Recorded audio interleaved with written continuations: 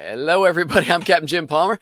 I never get used to that little lag. Anyway, I am the Dream Business Coach. I'm the founder of the Dream Business Mastermind and Coaching Program, the creator of Dream Business Academy, founder of No Hassle Newsletters, and host of Dream Business Radio, which is why we're here right now. Dream Business Radio is in its 9th year. So welcome to another fantastic live edition of Dream Business Radio. I have a very special guest today on a topic I adore, and I feel so blessed to have an expert like this, Alicia Cramer. I'll introduce Alicia in 1 second. Stephanie and I right now, we're slowly traveling north to our home port in Chesapeake City, Maryland. We're in St. Augustine, Florida. Cool town we love. Anyway, this episode of Dream Business Radio is brought to you by the Dream Business Mastermind and Coaching Program. If you're an entrepreneur or small business owner who's tired of slow to no growth in your business, if you're feeling overwhelmed, unfocused, and or if you'd really like to develop multiple streams of revenue in your business, then join the Dream Business Mastermind led by me, Captain Jim, at www.dreambizcoaching.com. Okay, let me tell you about my special guest today. And I was so excited when her information crossed my desk. Alicia Cramer is a renowned mindset expert. She's an author, a coach, consultant, a serial entrepreneur, having worked with hundreds of private clients for well over a decade, from startups to owners of multi-million-dollar companies. Alicia has an intimate understanding of the mindset pitfalls that affect entrepreneurs. Her clients include successful business professionals, executives, and entrepreneurs who are driven to take their personal and professional success to the next level, as we like to say. Alicia, welcome to Dream Business Radio. How are you today? I am fantastic. Thank you, Jim. You know, I usually say probably once or twice a day, certainly, half a dozen times a week, I get pitched with guests, and I just do a weekly show. So it's usually way more. But I saw that you were a mindset expert, and that's something, that's what I wrote my book Decide on, is all about the mindset and how you do it. And you're specifically, you do hypnotherapy coaching as well. And that was one of the very big breakthroughs in my own personal journey. So I'm really excited to have you on. How in the world did you get into this? I'm sure there's a story there somehow. You didn't just pick a card, hypnotherapy. Okay, let's do that. What got you into that? Yeah, okay. There's a story. So I will say that hypnosis did enter my life at a couple of different points.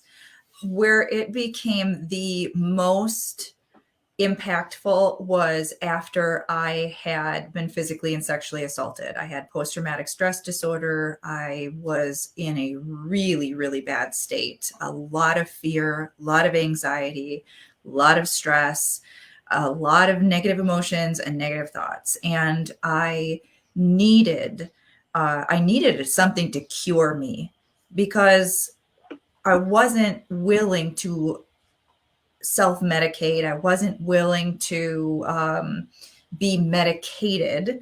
I knew that was not going to really solve the issue.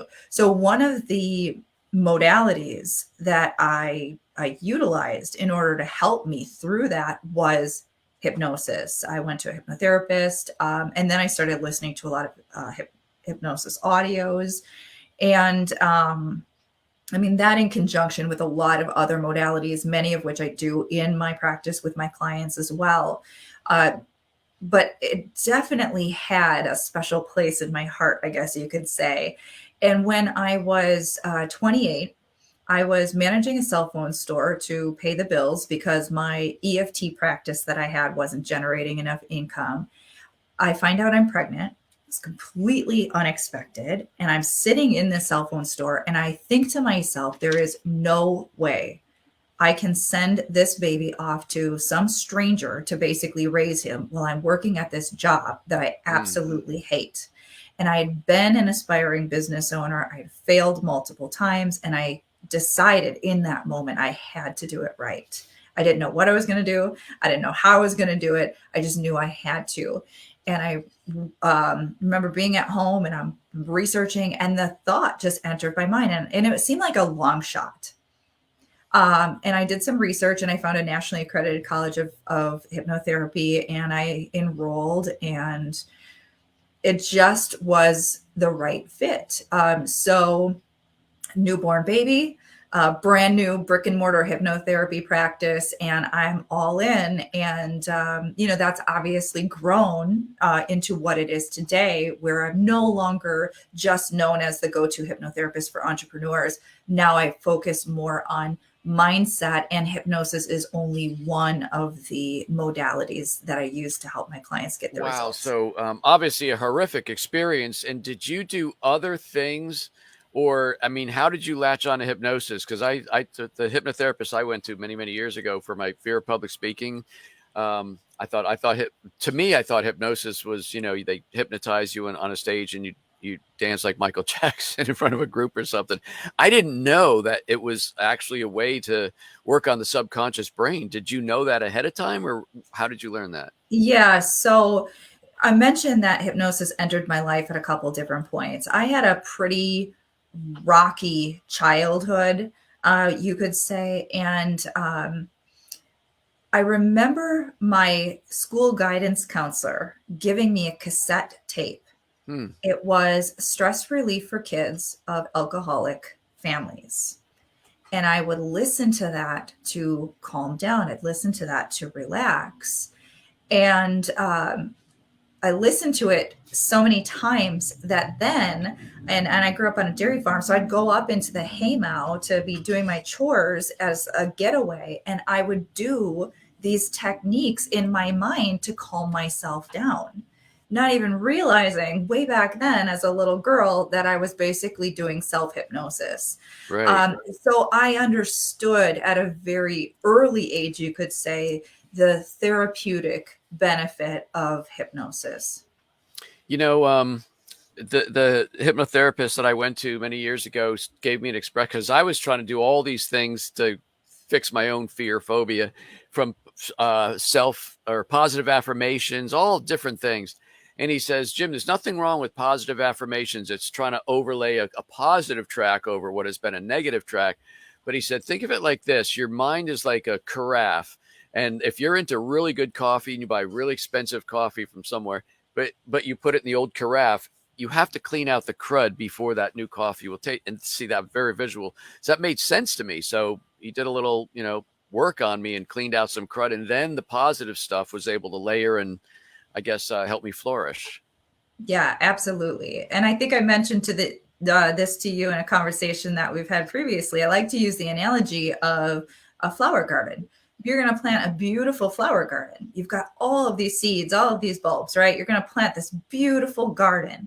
And so you're planting, planting, planting. But if you're planting it on weedy soil, you're not going to have a Mm, thriving garden. You're just not. You've got to pull all the weeds. You've got to prepare that mental soil for your success. And a lot of people are reading lots of books, taking lots of programs, doing all this stuff, and they're putting lots of good stuff in their mind, but they still have all that not good stuff that yeah. they're bumping up against.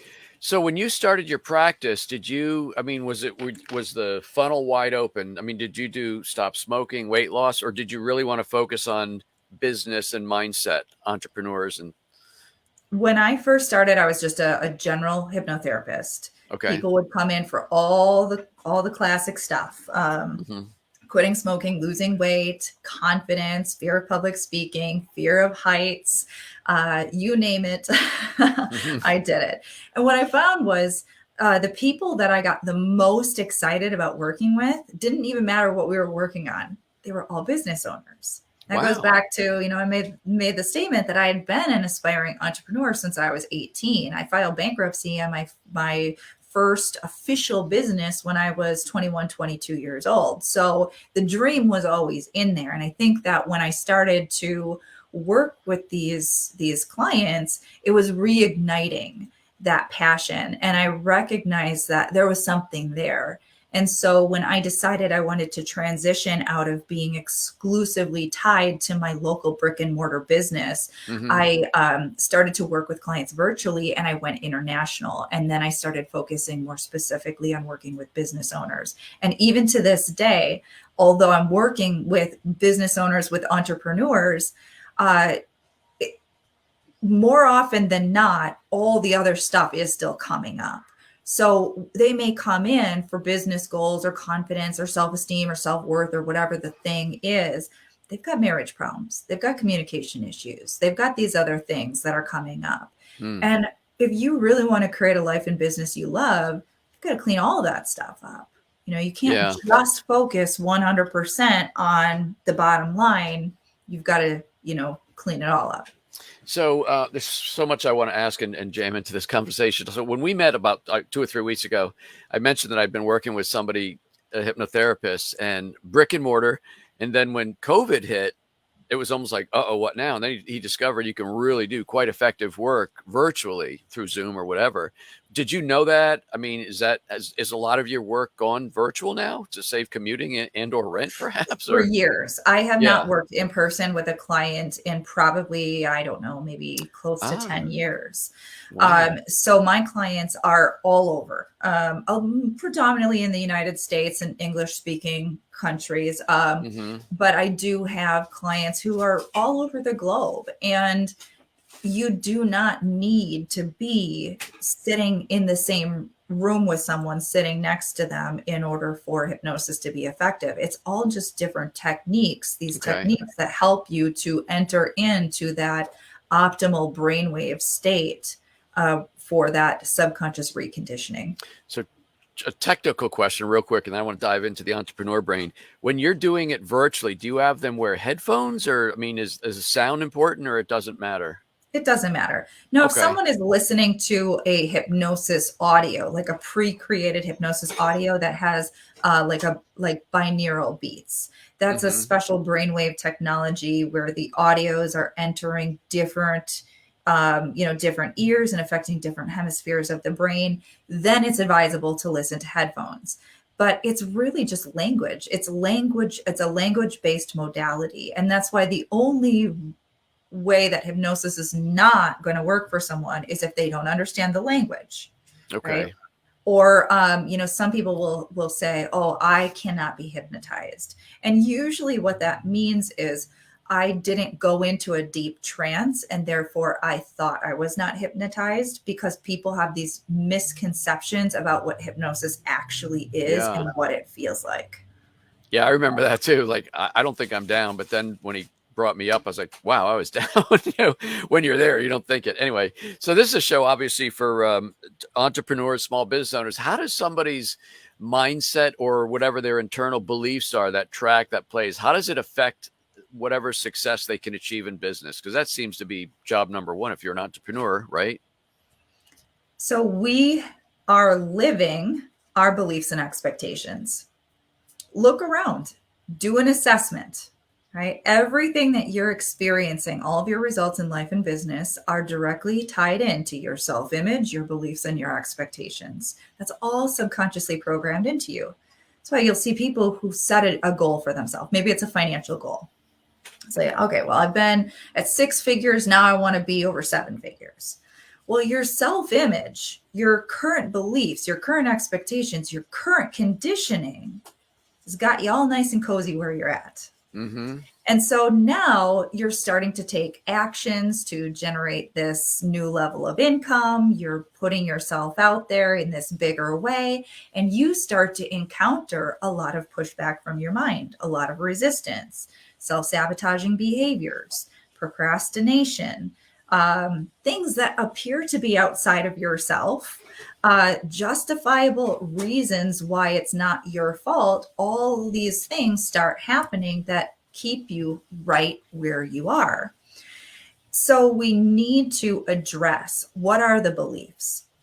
Because your mind's job is to protect you. Your mind's job is to keep you in your same old status quo, right? Keep you from harm. I mean, that's what it's Exactly. doing. Yeah. So if you have a belief at some level of the mind that rich people are greedy, and you heard the disgust in your father's voice about that greedy rich guy that lived Mm. down the road that screwed him over, you do not want to be that greedy rich person that your father is going to resent. You do not. So now you are directly bumping up against a belief that is contradicting with your goals and your desires. And in some cases, those beliefs are so strong that they literally will be the reason that someone cannot break through.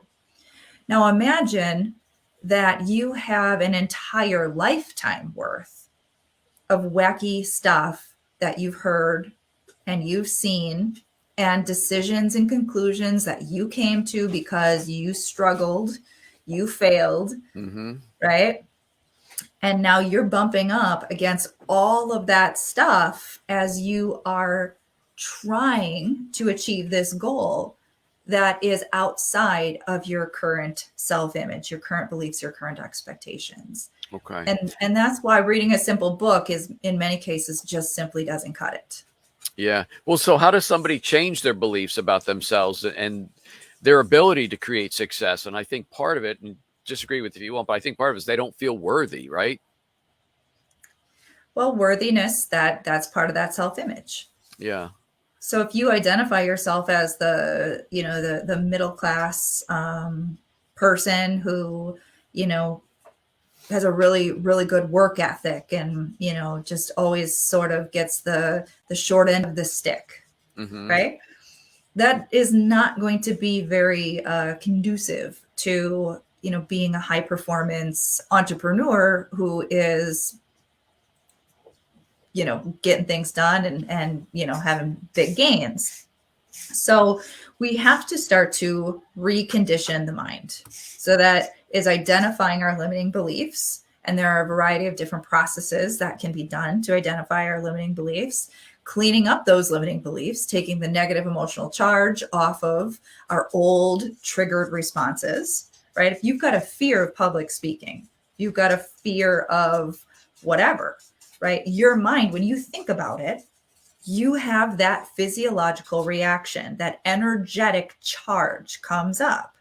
So we've got to find ways to neutralize those old triggered responses so that you no longer are the deer in the headlights when it comes time to do the thing you need to do to get up there on that stage.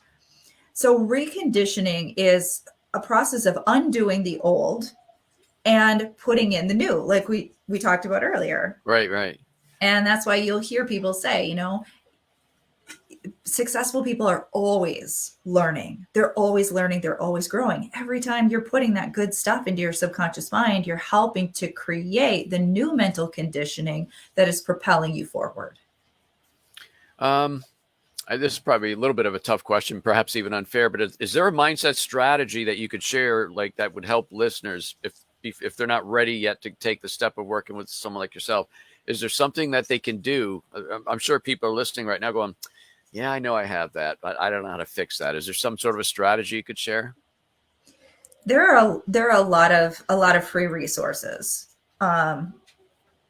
You can get a fair way by finding some free hypnosis audios, doing some guided meditations. I mentioned EFT, emotional freedom techniques, also referred to as tapping. Fantastic technique for shifting some of those old limiting beliefs and the old negative feelings like fear and all the unpleasant stuff that we find ourselves bumping up against.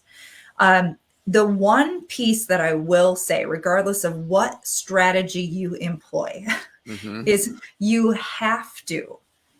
absolutely have to be fully committed. This is not a one-shot deal. There is no magic bullet. There is no you've got to do the work. And I always say, the inner work is like ongoing work. You've got to just keep feeding your mind that good stuff. And there are always resources for anyone at any level. There will always be something to meet you at your level. So I know you have a couple books. One of them is called The Outside the Box Entrepreneur, the Mindset, Marketing, and Making of Your Lifestyle Business. And let's see, what chapter was it? Chapter 5 was Letting Go of What Does Not Serve You. What do you mean by that? So when you identify that you have certain beliefs, expectations, and expectations are really just, they're great indicators for what your beliefs are, right? So ask yourself, you've got a goal. What do I really expect? What do I honestly expect? Now you're going to hear your story, right? Oh, it's going to be hard. Well, what's the story there? What's the belief there? So now you look at what the belief is. Maybe the belief is, well, it's been hard every time I've tried. Every time. It's never been easy for me, right? So you have a story there. You've got a belief there. Now ask yourself objectively, does it serve me to hold on to this? There's no law of the universe that says it has to be this way. It's not this way for everyone. Therefore, it's just a belief. If it's just a belief, beliefs can be changed. But now I've got to be willing to challenge that. So when you ask yourself honestly and objectively, does holding on to this belief, does it serve me? And if you're really honest with yourself, the answer is going to be no, right? Because there's always a better way than a disempowering way of looking at things. And take it even further. Okay. Is it serving anyone at all for me to have this disempowering belief? Right? It's not serving your family. It's not serving your customers and your clients. It's not serving anyone. There is no human being that is benefiting from you having this disempowering belief. So now you've identified that it does not serve you. Now you ask yourself, well, am I willing to let it go? And this is powerful. My clients get so tripped up on this, new clients. They immediately jump to, but how? I didn't ask you how.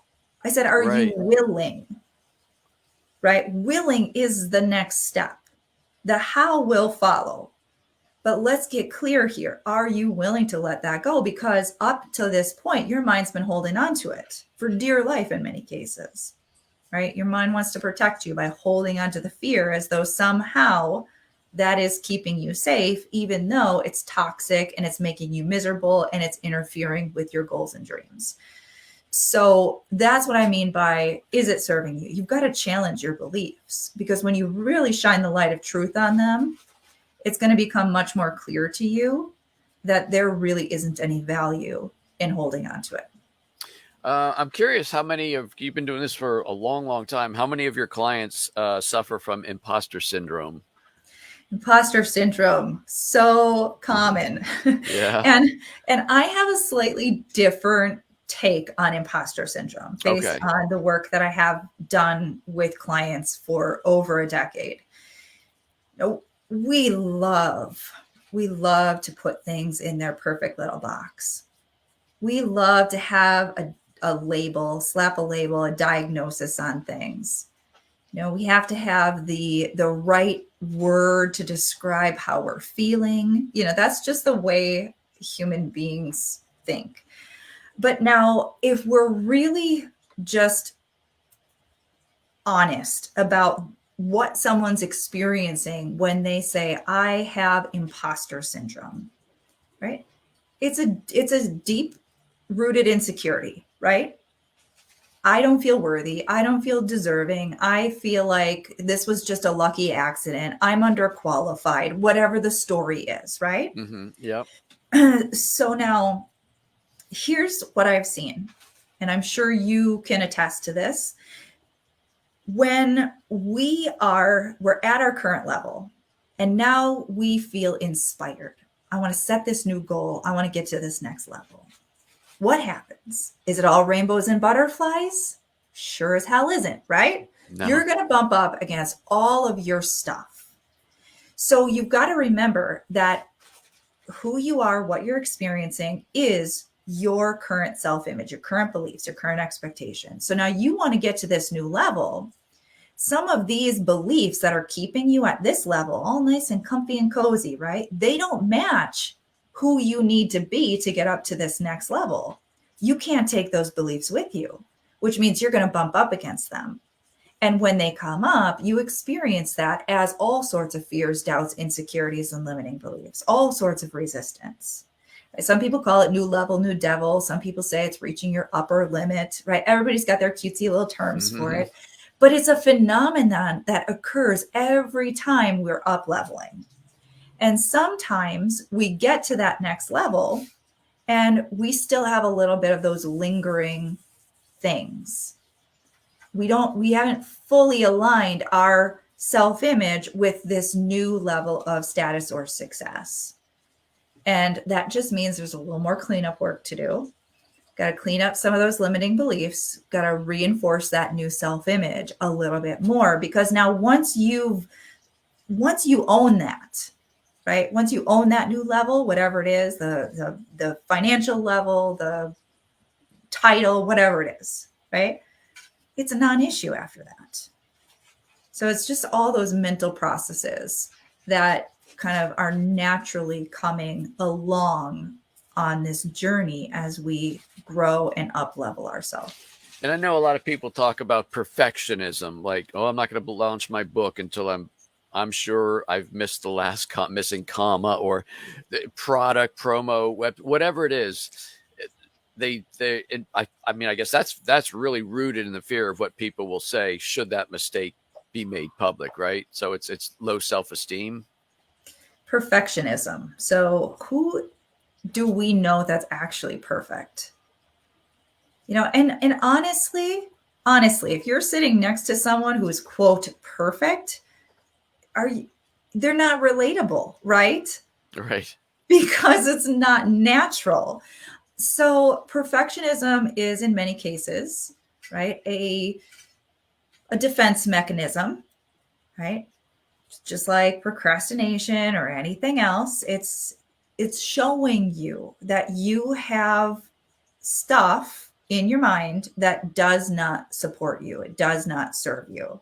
Now, we're not saying you need to throw out trash, like write some crap and put it in a book and get it out there, right? There's certainly there's a distinction there. But are you using that as your justification for not doing it? Are you using that as the justification for stopping yourself, slowing yourself down, staying in your current status quo? Are you willing to challenge that and do the work to overcome that? It's just another symptom, right? It's just another symptom. People who maybe are trying to overcompensate for insecurities or whatever it may be. But in any case, it can be detrimental. Well, we're quickly running out of time here. Could you even say what is like the number one thing that you usually work on? Is it self-confidence? I mean, or is that just too high level of a term? But is that what most people come in for, whether they know it or not? I wouldn't say so. I would say that most people, they recognize that they have a really strong desire. Mm-hmm. And they also have been bumping up against so much of their own internal resistance that they finally have acknowledged to themselves, I'm the one getting in my own way. Yeah. In some capacity. There's something going on here. I don't know what it is. I only know that I can't take it anymore and it's got to change. And that's really the common theme. Everybody's thing is different. Everybody's goal is different. Everybody's challenge is slightly different. I see a lot of crossover for sure. Mm-hmm. But it's almost like each person is kind of going through their own little bit of internal hell, because you're being called to do something, whatever it is, that goal, that dream, that desire. It's calling you and you're feeling it and you're desiring it and you feel like it's out of reach. And that's antagonizing and it's painful. And we can take it for a while, but at some point you recognize that dream's not going away. That desire is not going away. So yeah. I've got to do something else here. What's that? Just that last thought is, I've got to do something else here because right. what I've been doing isn't working. I mean, in a way, it's like whether it's addiction or something else, once you reach rock bottom, and I think in this regard for entrepreneurs, rock bottom is I've been doing this for a year or 2 years or 10 years, and I got the strong desire, but I can't get out of my own way. That would be rock bottom when you reach out to someone like yourself or a coach or something and get some help. Everybody's rock bottom is different. I like to, use the example. You see people who are They're homeless. They're on the street. They're begging for money, right? Now, maybe he hasn't hit his rock bottom yet, right? Maybe he drank his way out of his marriage and his home and his career and everything, and he still hasn't hit rock bottom because now he's begging for that money so he can go buy a bottle of booze. Mm-hmm. Someone else's rock bottom is, I'm hungover and I missed my morning meeting and I'm never doing that again.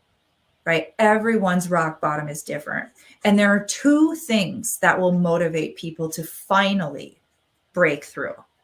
One is hitting their rock bottom, and the other is getting so ignited with their passion, their desire, that look out, they're like a juggernaut and they're just going to, break through all that resistance. Doesn't mean that there's not still the inner work to do, but those are usually the two catalysts that will compel people to finally start to break through their challenges.